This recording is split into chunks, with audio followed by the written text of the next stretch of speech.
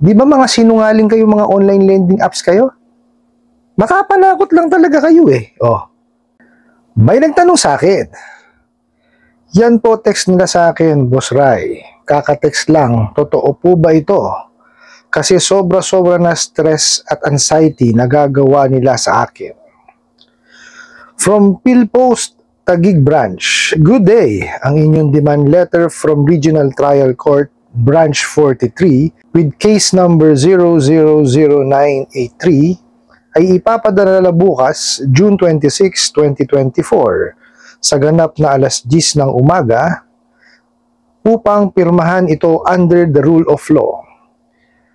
Kayo ay papaalahanan sa kailangan ng requirement sa loob ng korte bago ang hearing kasama ang iyong co-maker. Maaari lamang isettle ang iyong balance sa online lending company na nagsampa ng reklamo sa inyo bago sumapit ang 4 p.m.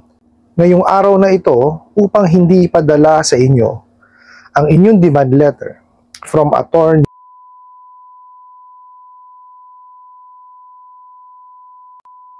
Alright, napakaganda ang katanungan po nito at maraming salamat po sa inyong pagpapadala ng katanungan. Pero bago po natin sagutin ang inyong katanungan, iimbitahan ko muna sana kayo na pakisuportahan po yung aking mga social media account sa YouTube, Facebook, and TikTok. Okay, sagutin ho natin siya, no? Umiral na naman ho, no? Ang katangahan, no, ng mga online lending apps na abusado, no? Hindi ko maintindihan kung talagang alam ho ba nila yung batas, no? Kasi ho, kung ano lang ho yata ang mai-construct nitong mga to para ho kayo'y matakot, no? Gagawin ho nila, no? Hindi ho ako abogado, no? Ano ko lang sa inyo, paalala ko lang ho sa inyo, ako po ay maniningil. Ngunit ako po ay may mga experiences po nung sumasama po ako doon sa aming mga abogado, no? Pagka ho nagpa-file kami ng mga kaso. Okay? Saka marami ho akong kaibigang abogado, nagtatanong-tanong ho sa kanila, no? To sagutin ho natin, no? Ang sabi niyo ho is sobra-sobra na hong stress at anxiety ho ang naidudulot, no, ng mga mensahe ho ng mga online lending apps, no, na mga abusado. Okay. Mamaya ho sagutin natin kung paano natin kumbaga maiibsan yung inyong nararamdaman. Okay? Sagutin ho natin itong katangahan ho nilang pinadala sa inyong mensahe, ano. Okay. Ang sabi ho nila, no, from PhilPost daw ho, Taguig Branch. Ang malaking question mark, bakit to ang PhilPost po ang magme-mensahe sa inyo? Di ho ba? Hindi ho magpapadala ng mensahe sa inyo, PhilPost. Tapos ito ho ang nilalaman? O, sige ho, ito ho ha. Ang sabi ho ng PhilPost Taguig Branch daw po is, good day, ang inyong demand letter from Regional Trial Court, Branch 43, with case number 000983, ay ipapadala na bukas, June 26, 2024, sa ganap na alas 10 ng umaga, no? At under the rule of law daw po, kailangan daw ho pirmahan po ninyo. Hindi. Bakit ho sasabihin ho ng PhilPost yan? Bakit ho sila magsasabi sa inyo na, oy, may pinadala ng demand letter sa inyo ang RTC, branch ganito. Di ba? Oh, di ba mga sinungaling kayo, mga online lending apps kayo? Makapanakot lang talaga kayo eh. Oh. Isa pang katangahan nyo rito. Demand letter galing ng RTC? Oh. Tama ba yun? Mag-aral kayo, magbasa-basa kayo. Kayo mga online lending apps na abusado, ha? Magbasa-basa kayo. Hindi yung ganyan, pinahiral nyo, puro katangahan. Na kayo ng kamote. Demand letter manggagaling sa Regional Trial Court. Oh. Bakit? May utang ba yung kliyente nyo sa RTC? Wala. Ang demand letter po, FYI sa inyo. Ha? Po pwedeng yung nagpautang ang gumawa. Okay? Kung siya'y individual. Kung siya naman po'y kumpanya, o di kaya organisasyon, pwede ho yung abogado nila. Bakit ho RTC ang gagawa ng demand letter? Tapos, ang magbibigay pa ng mensahe, no? is PhilPost. Tragis kayo. Oh. Di ba liwanag? Tanga kayo. Wala kayong alam sa batas. Wala talaga kayong alam sa pinasok nyong negosyo. No? Bago kasi kayo pumasok sa ganyang klase ng negosyo, pag-aralan nyo muna. No? Hindi basta-basta yan. Ano yan? Sari-sari store? Sari-sari store nga, pinag-aaralan muna bago pasukin eh. Oh. Tapos kayo, ganyan-ganyan lang? Ano yung akala nyo? Kanin, pag sinubo, iluluwa nyo. Tapos na. Hindi ganon. Pinag-aaralan mo pagtatayo ng negosyo. Lalo pagpapautang. Ang pagpapautang po, no, hindi yan hindi yan yung para sa mga mahihina ang sigmura. No? Kasi ang risk na may mga hindi magbayad, malaki. Kaya nga may mga may mga mitigations po na ginagawa diyan. No? Hindi yan basta-basta pagpatayo lang ako ng may pera ako tayo akong lending. Oh. Hindi ganoon. Pinag-aaralan ho yan. No? Ano nga kayo? May abogado naman kayo, sinasabi nyo lagi, di ba? Oh. Kagaya nito. From attorney, nilagay nyo pa yung roll number. Oh. Kung ito ho sa abogado talaga galing, bakit from PhilPost? Di ba, bobo kayo? Ano kayo ng kamote? Di ba? Ang gulo-gulo nyo eh. Sa simula, from PhilPost. Sa baba, from attorney. May roll number pa. Oh. Pagka nalaman itong abogado na to na ginagamit yung pangalan niya, madidimanda kayo.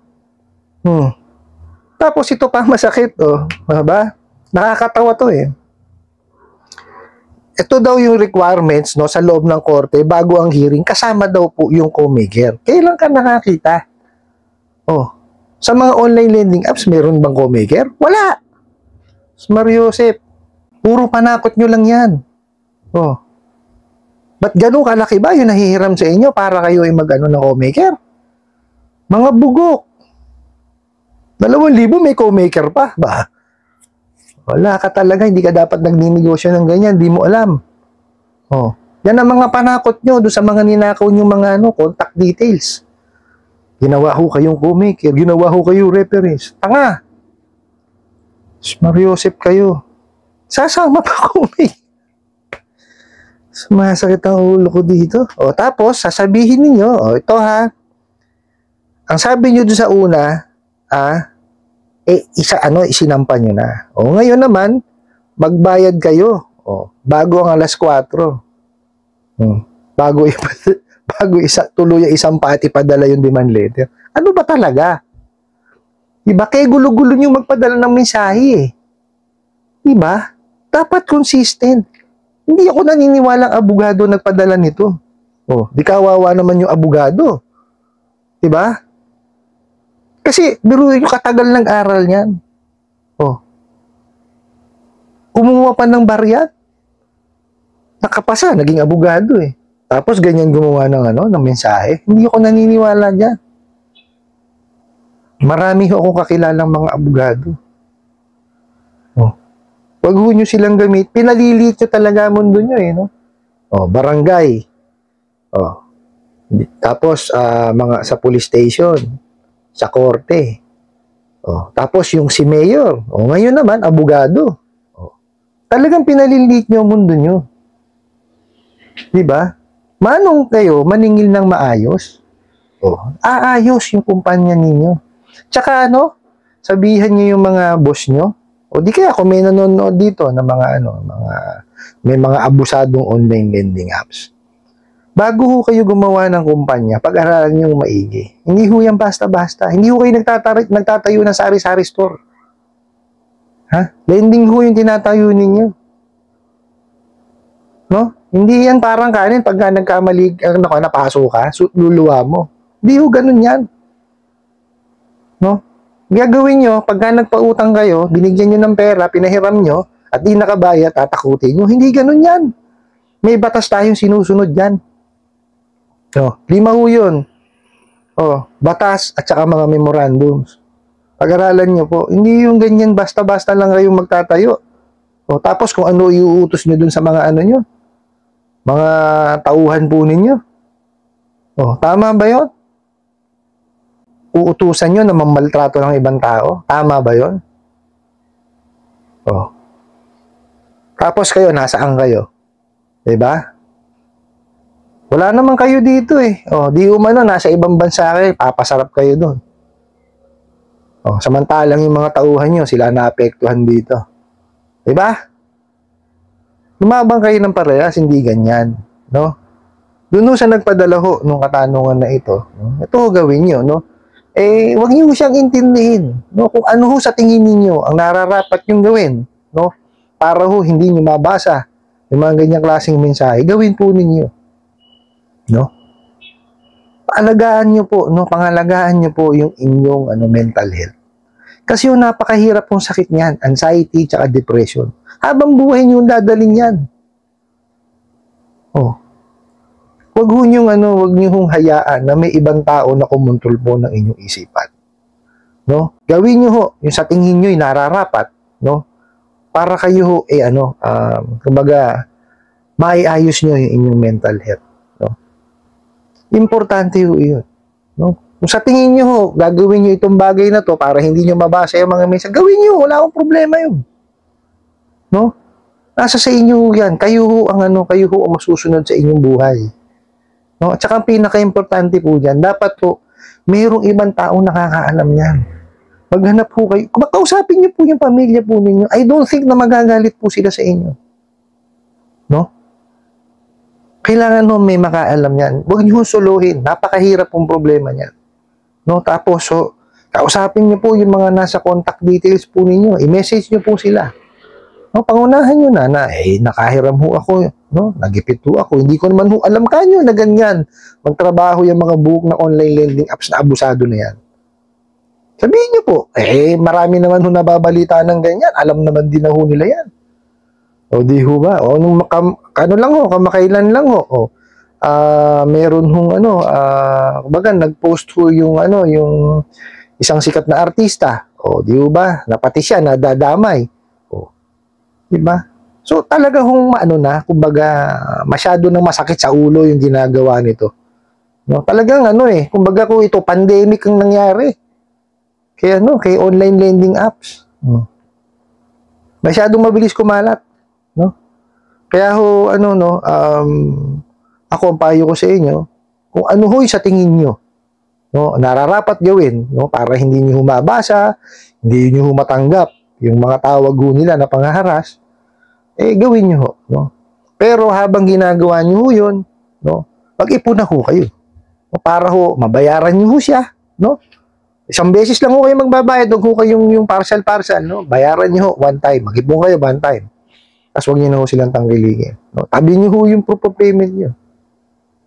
No? Bayaran nyo sila yung sa tingin nyo kung ano yung nararapat yung ibayad sa kanila. No? Hindi ko ho kasi po pwedeng sabihin, no? It's unethical on my part na sabihin sa inyo na huwag silang bayaran kasi maniningil ho ako. No? Unethical ho yun sa akin. No? Kaya ho kayo, kung ano sa tingin nyo na dapat nyo ibayad sa kanila, yung nararapat, gawin nyo ho. Wala naman ng problema yun eh. Di ba? Itabi nyo yung proof of payment nyo. Message nyo sila. Email nyo. Tapos magpalit na kayo ng SIM card. No? Pero bago nyo palitan yung SIM card ninyo, no? Bago kayo saksak yung bagong SIM card, sa telepono ninyo, make sure po na malinis yung telepono ninyo. It's either ho yan, natanggal nyo na yung mga online lending apps, pati yung kanilang access, or, pinakamaganda daw po is, tawag dito, i-reformat po ninyo. No? Tsaka nyo ho ilagay yung SIM card. Or, better ho, bumili kayong bago.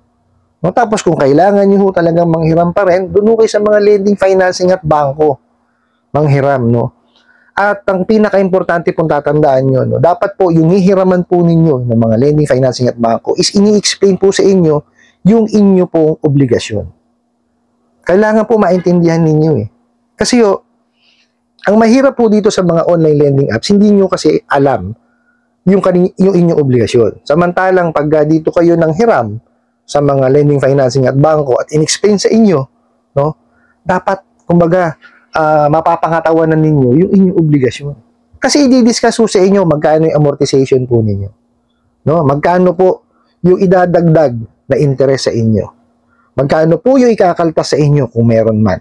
No? Gaano kahaba po yung termino? Pwede yan 1 year, 2 years, 3 years, 4 years, 5 years. Okay, may 6 months din po yan.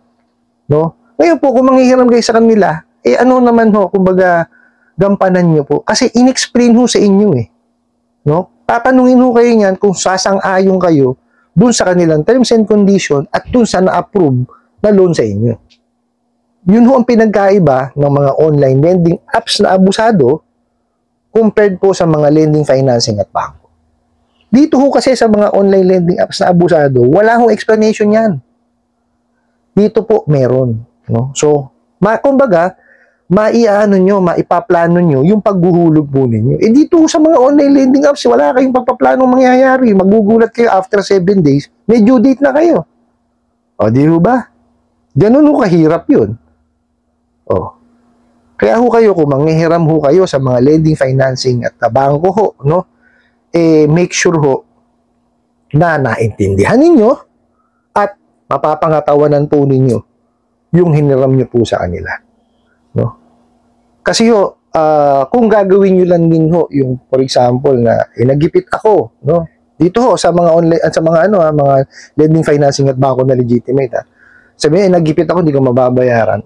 Dun ho, may penalty ho talaga yan. No? Nasunod ho sa batas yan.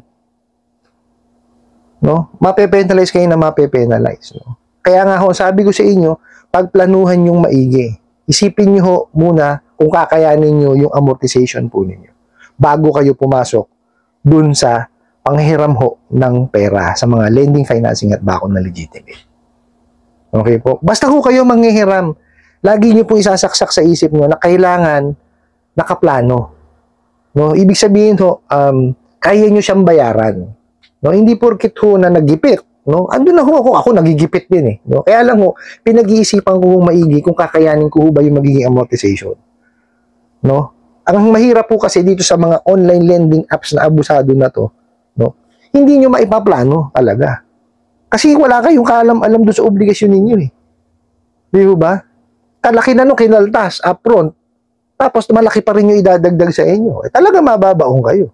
O hindi ho kaya kagaya kasi dito sa mga lending, financing at bangko, in-explain sa inyo, no? At tinanong kayo kung tatanggapin po ninyo. Di po ba? So I hope po no na differentiate niyo po, no? Maintindihan niyo na magkaiba po ang mga online lending apps sa mga lending, financing at bangko. Ito ho kasi mga lending, financing at bangko, no? May mga online presence din po 'yan. Kaya lang they're using web-based, hindi ho app-based. Yung web-based ho kasi walang nakawan ho ng detalye ron. No? Wala kasing access ang mga lending, financing at bangko sa ganun. Kasi web-based nga ho eh. Makakapag-access lang po yung mga app-based. Kasi bibigyan nyo ng permission eh. No, sana po kumbaga naintindihan niyo po siya. Pag-aralan niyo po muna bago kayo manghihiram. Yun po ang pinaka-importante. No, bago kayo pumasok sa isang obligasyon, dapat naintindihan niyo po. Ano po? I hope nasagot ko po itong katanungan na to at sana po ay makatulong. Maraming salamat po sa inyong walang sawang pagsuporta at panonood sa aking mga videos.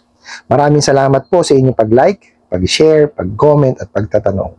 And kunin ko na rin po itong opportunity na to para imbitahan po kayo na pakisuportahan po yung aking mga social media accounts sa YouTube, Facebook, and TikTok. Hanggang sa muli po, yun lang.